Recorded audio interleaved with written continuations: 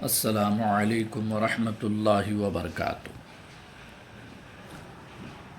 ناظرین کرام، آپ سب کو ہماری طرف سے جمعہ مبارک۔ نحمدہ ونصلی علی رسولہ الکریم، اما بعد فاعوذ باللہ من الشیطان الرجیم، بسم اللہ الرحمن الرحیم۔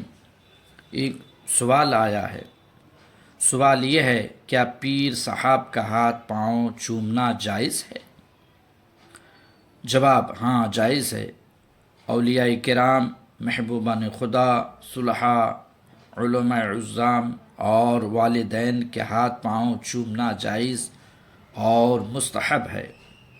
اب ہم ثبوت پیش کر رہے ہیں۔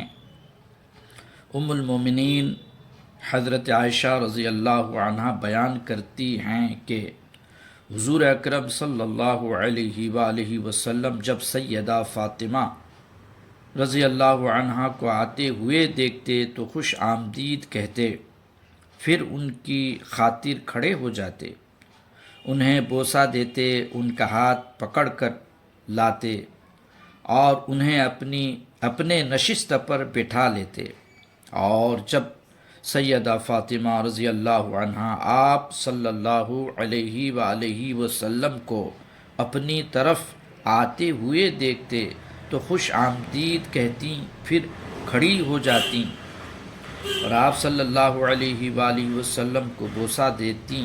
یہ ترمذی شریف میں ہے۔ اور حضرت صہیب رضی اللہ عنہ سے روایت ہے کہ آپ نے فرمایا کہ میں نے حضرت علی کرم اللہ وجہہ کو دیکھا کہ آپ حضرت عباس رضی اللہ عنہ کے دستے مبارک اور پاؤں کو بوسہ دیتے تھے۔ الادب المفرد میں ہے۔ اور حضرت سیدنا صدیق اکبر رضی اللہ عنہ نے حضور علیہ السلام کو وصال کے بعد بوسہ دیا، یہ بخاری شریف میں ہے۔ حضرت شیخ شرف الدین یحییٰ منیری رحمۃ اللہ علیہ مکتوبات میں فرماتے ہیں کہ جو مرید پیروں کے ہاتھ اور پاؤں کو چومتے ہیں، درست ہے، صحابہ کرام نے حضور علیہ الصلاۃ والسلام کے قدم مبارک کو بہت بوسہ دیے، اور حضور صلی اللہ علیہ وآلہ وسلم نے ان کو منع نہ فرمایا۔ اگر یہ جائز نہ ہوتا تو حضور علیہ السلام ان کو منع فرماتے۔ اللہ تعالیٰ اپنے حبیب پاک صلی اللہ علیہ وآلہ وسلم کے صدقے طفیل میں علم عطا فرما اور صحیح سمجھ عطا فرما، آمین ثم آمین۔